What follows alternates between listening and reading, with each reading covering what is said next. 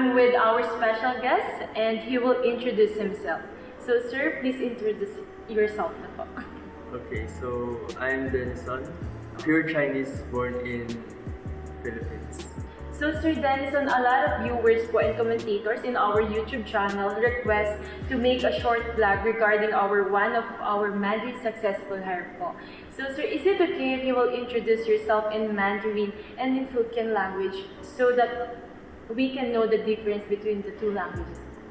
Okay, so in Mandarin, 我叫陈冠中. So in Hokkien, we can also use direct translator. 我叫陈冠中. That's it. So Mandarin and Hokkien language. So sir, I would like to ask them po, Mandarin and Hokkien language, your parents po ba ask you to study po or they require po ba to study the both language po? So for Hokkien language, it is a natural language for us, and we use it on our daily basis when we communicate with our parents, relatives, or even our grandparents. And for Mandarin, I started learning Mandarin right when I was in school. So at that time, when I started learning, my father guided me since he's more proficient with it compared to my mother. So as of right now, I use Mandarin just sometimes between my family like that. And sometimes I also use it to communicate with my relatives which resides in China. Okay. So at very young age po ba, do you usually use po Mandarin language? At young age, it was less used, but as I grow up, I use it more often since like in China. They only sometimes use Hokkien language in communicating. So the main language right now in China is the Mandarin. So the main language that our Mandarin speakers is used po usually is Mandarin language na po, not Hokkien for standard. Okay. So for Hokkien, it's for like internal lang po siya, like sa home. Yeah, sa home lang. Or with family. Okay, that is one noted po, sir. So yun po, thank you so much for the clarification po, Mr. Auden. You're currently working in one of the biggest company here in the Philippines po, right?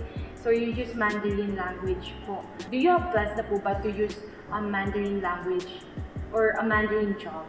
I mean, after you graduated, you have plans na po ba to use Mandarin?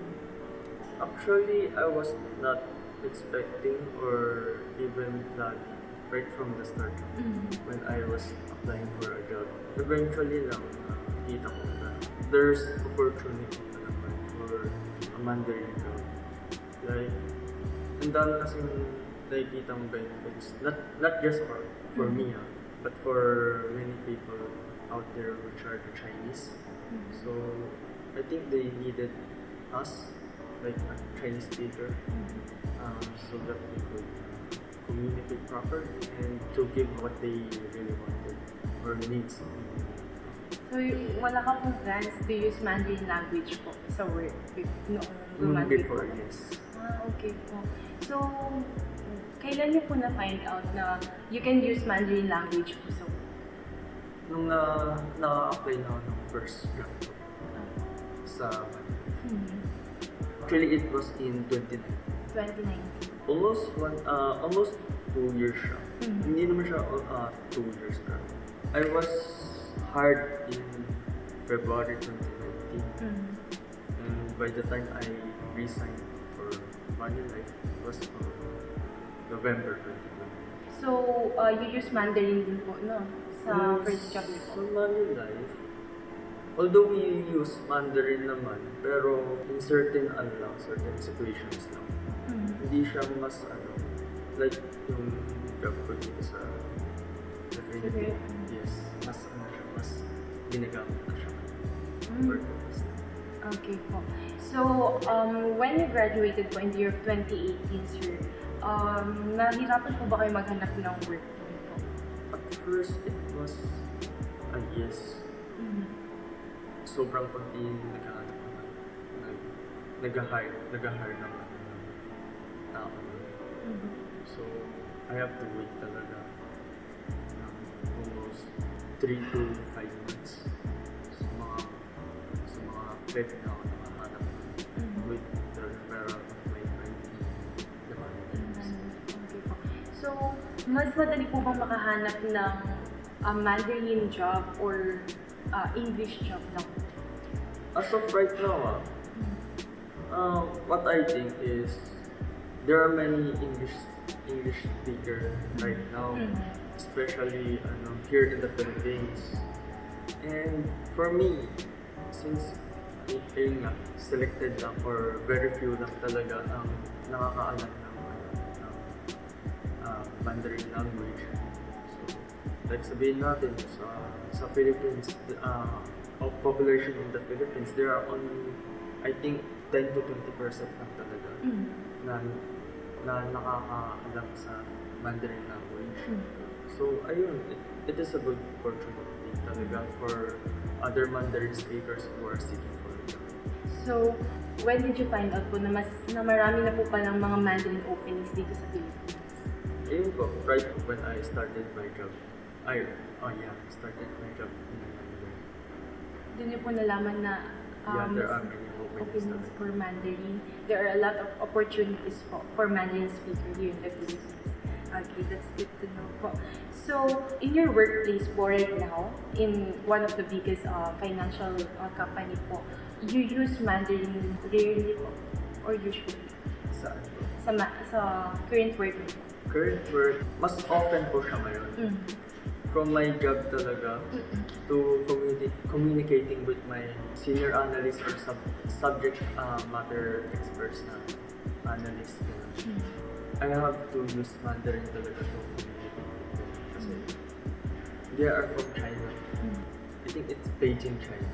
So we have to use Mandarin para makapag-communicate and they do not understand Hokkien talaga.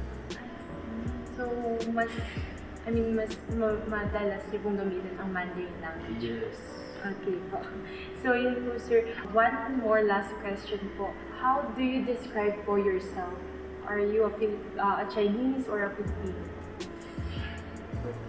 That's a tough question. Yes, so. So, in terms na since I was born here in the Philippines, there are many cultures here in the Philippines that I have already adopted. So, sabihin natin, the Chinese culture, kasi it is already passed down to us. Kasi na Chinese po kami. Yes, po.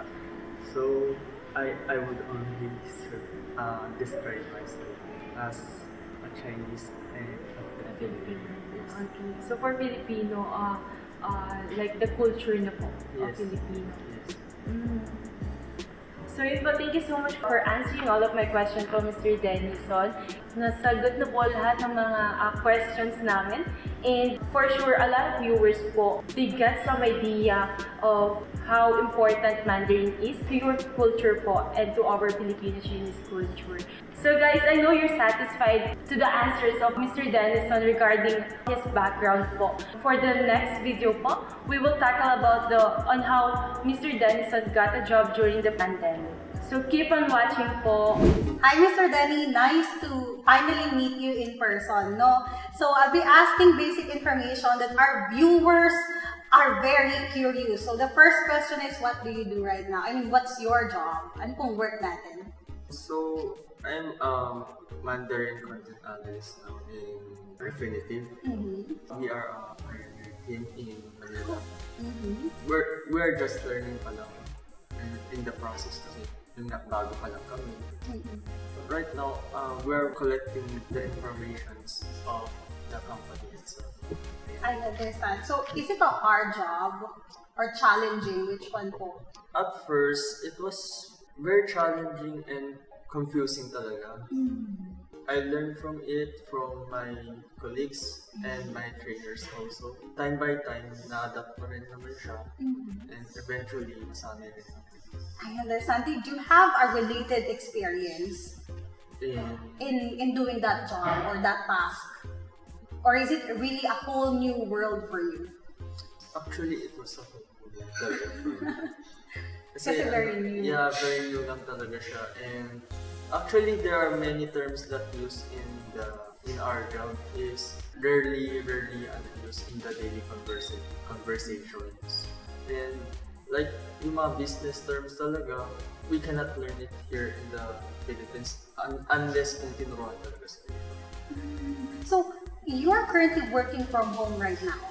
So there is no team leader on site that you can ask questions, no? So how did you manage? Since you don't have any working experience related to it, it's your new job, you got the job during COVID. So paano po kayo nakikipag-communicate with your team leader, with your coworkers?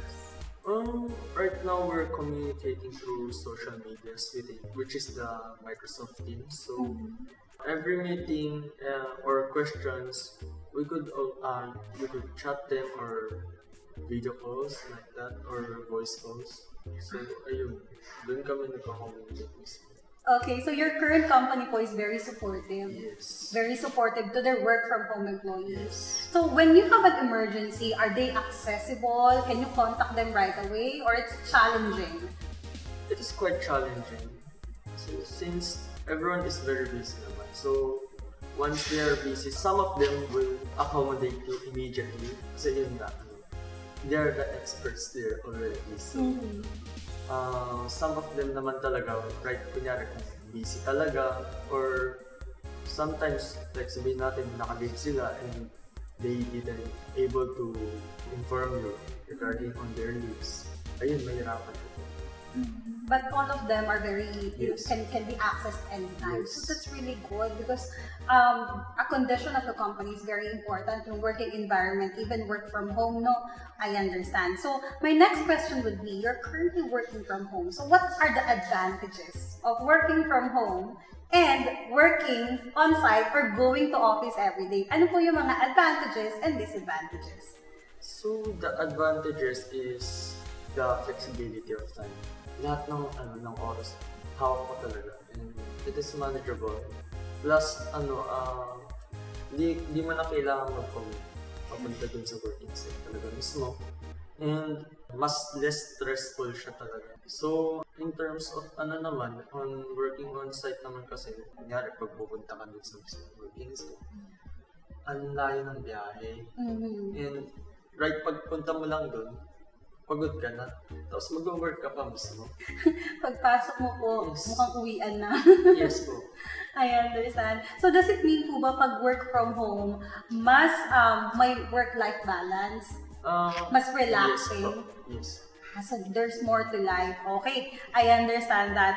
And Kurt, so let's talk about probably the recruitment process, no? So in this company, this is one of the biggest financial companies in the Philippines. How did you apply to that company? Actually, it was through JK. Okay, so it was through JK. So how did the recruiter explain the job? Was she very detailed in explaining the job or hindi po? At first kasi, like, nung nag-apply ako for a job through JK, tinanong niya po ako kung ano ba yung interest ko or yung mga job yung job interest ko or applying. So, ayun, binigay ko lang yung informations and they gave me the first job representatives. Wow!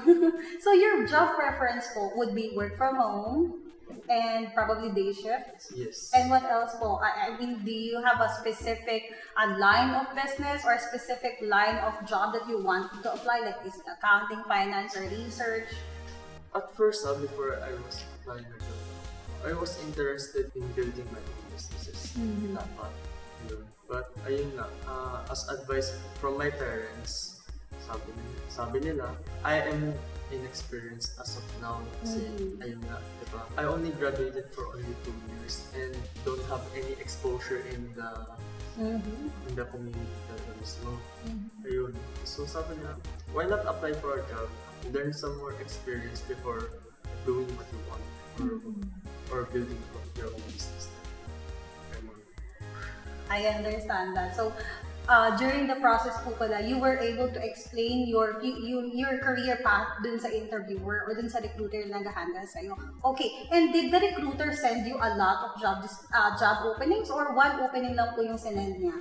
Actually, ano siya, hindi naman siya totally na madami, pero part by part siya. So, inuna na po yung definitive before Other companies. application ng other companies. Okay, so parang you were given an option Yes, of po. what to prioritize. Yes, po.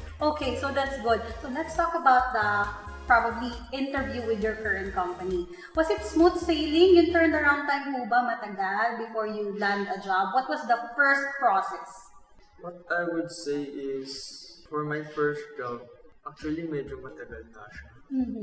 Compared to my Other job applications? yes po. Okay naman siya, the working environment is pretty okay talaga. Good, like So, 10 I'm over 10. satisfied kahit medyo matagal. Medyo matagal. Oo. Was it alam 2 weeks, 3 weeks, or 1 month? I think it was almost 1 month.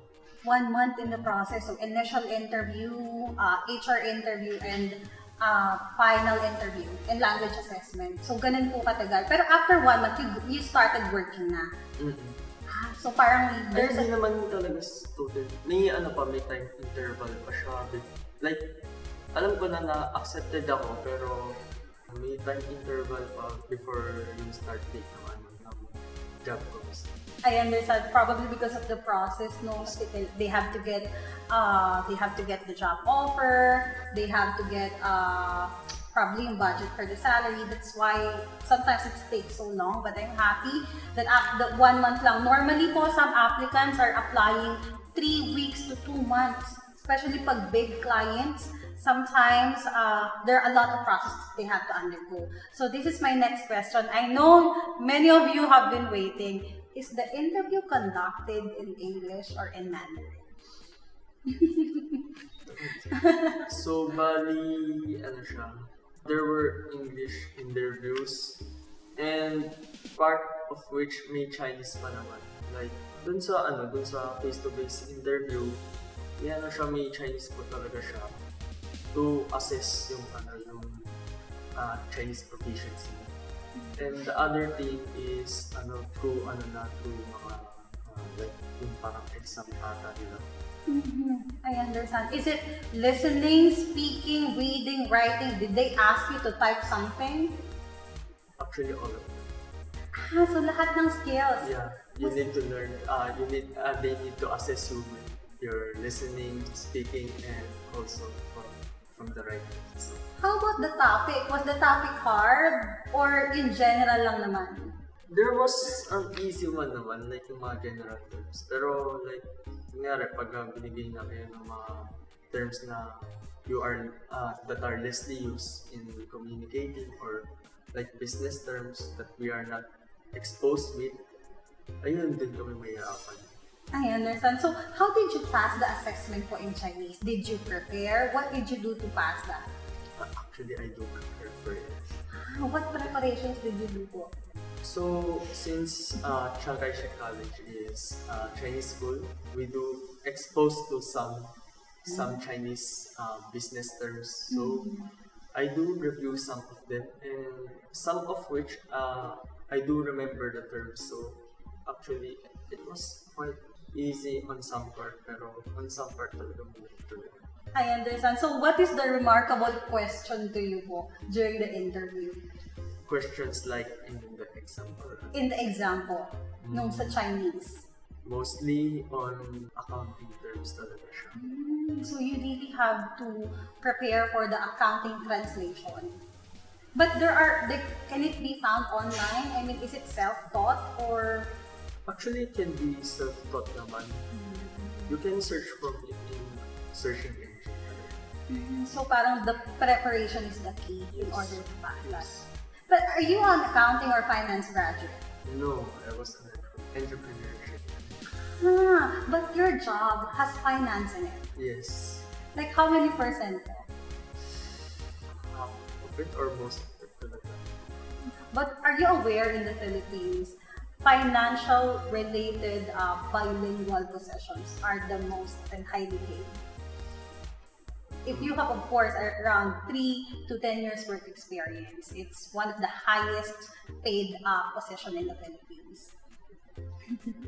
Actually, I I have no exposure or any intellect on that. Not aware on that yet Yes, po. But in po. the Philippines, it's the most in demand, IT and finance. So I'm really happy that you're in the finance, finance career path. So okay, so I know you're very curious on the recruitment process. So let's ask Mr. Denni one last question. Is it easier to apply if you have a recruitment partner like JK Network or applying on your own? So, I have tried both. May kilala ko dun sa company mismo. And find it way easier when applying through Gate talaga.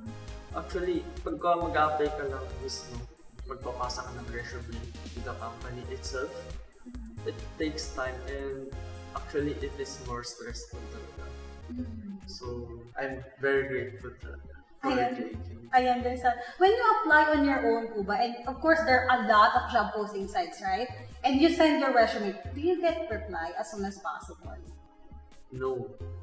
Actually, no. None at all sometimes. Yes, none of those. Pero pag kay JK po, you can ask them to follow up your application. Yes. You can ask them to help you complete the requirements. Can you follow up with the company? And of course, JK Network also can help in, a lot of things like requirements completion, asking a lot of follow-ups every day. So how about the JK recruiters reply? Do they respond to you as soon as possible? Yes po. Very responsive po ba o may time limit? Kahit gabi po ba? Actually, at one time talaga na sobrang mga evening na, right around 7 p.m. to 8 p.m. Nagre-reply po sila na may job offer na or accepted ka na, like that. I understand. So that's very good. So do you still remember your recruiter po? Yes, si Miss Ellie. So how was she? Is she accommodating? Does she give you all the information? Does she prepare you for an interview?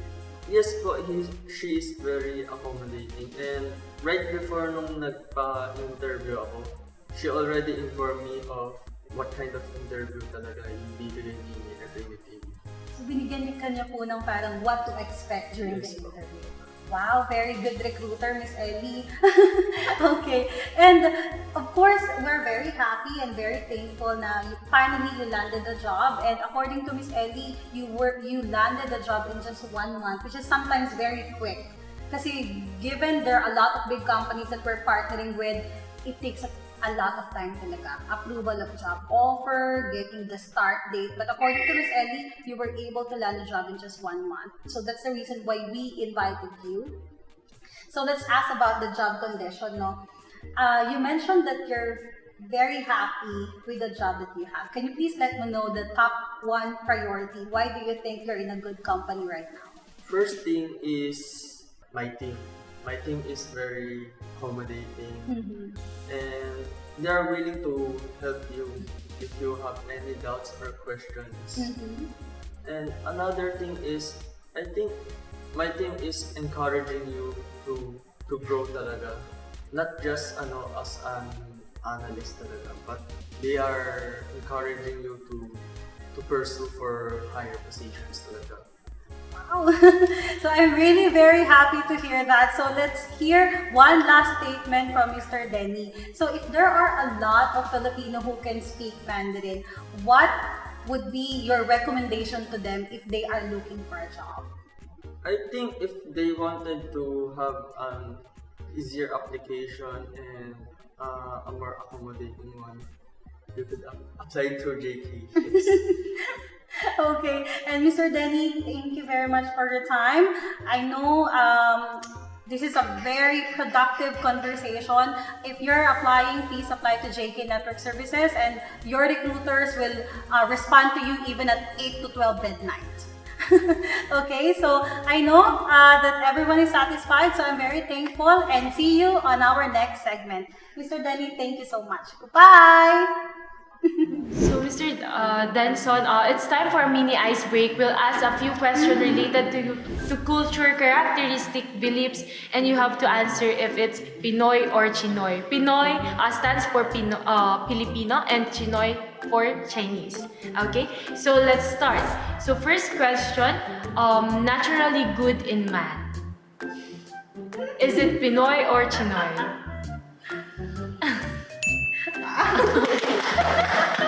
Okay, second question.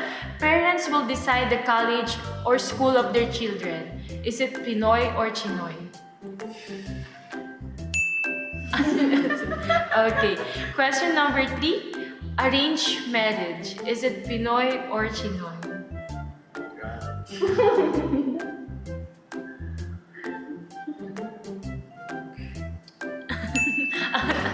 Okay. So for question number 4, business-minded people. Is it Pinoy or Chinoy? Okay. So for question number 5, religious. Is it Pinoy or Chinoy?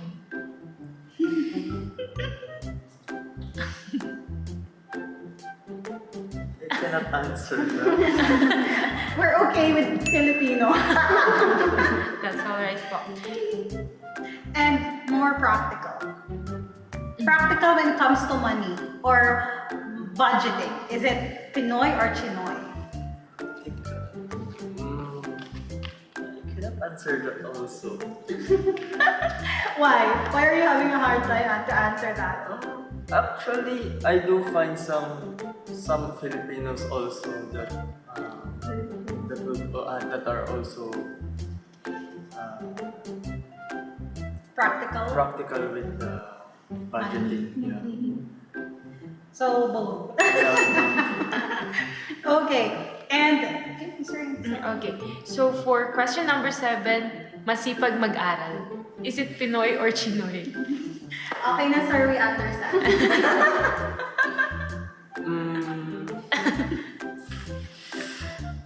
I cannot understand. I cannot answer that also. More studious na lang. Yeah, it is more. It is dependent on the people itself. Actually, I do find Chinese that are not diligent with their studies also. But I do find some Filipinos also that are very diligent with their studies. I understand. Okay. So for question number 8, mas masarap gumawa ng siomai at siopaw. Is it Pinoy or Chinoy? Filipino made or okay. Okay. Well noted po. So, for question number 9, strict parents, is it Pinoy or Chinoy? There's no answer for that since Chinese parents are also strict also. But I do find some Filipino parents also. They are saying that their parents are also very strict. So both. Yeah. Okay, eto. This is a hard question. Mahilig sa reunion.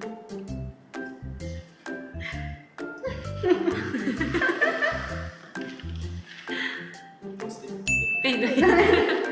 Okay. Number 11. Which one po uses traditional medicine? Chinoy. And sinong ang mas mapamahiin? In English, with superstitious. Believes in a lot of superstition. Like pungsoy, duwende. Actually, both. Both. I agree. And this one, who or which one is more family oriented?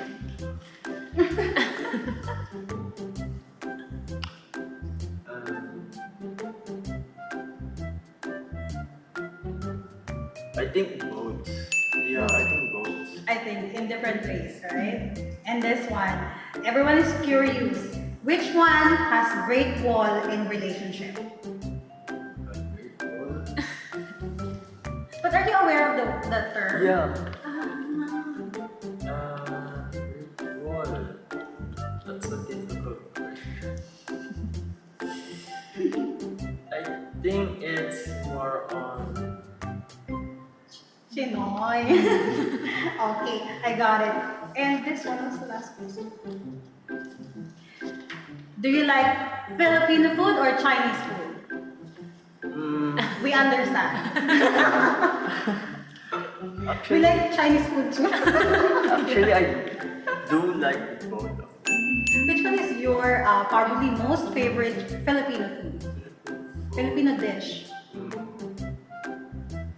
At first I hated sinigang The because sour. of Sinigang. sourness, Mhm. but eventually I do like it.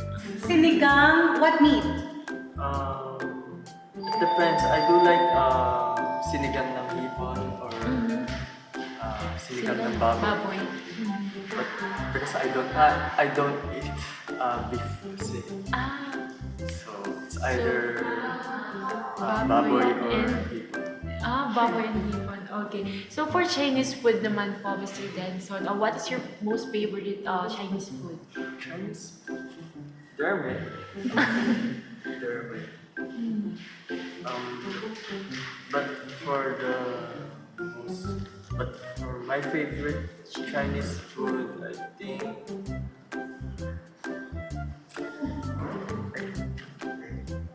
because I do like every food that so yeah, I cannot answer. A lot of What's your favorite Chinese restaurant? Chinese restaurant. For my reference.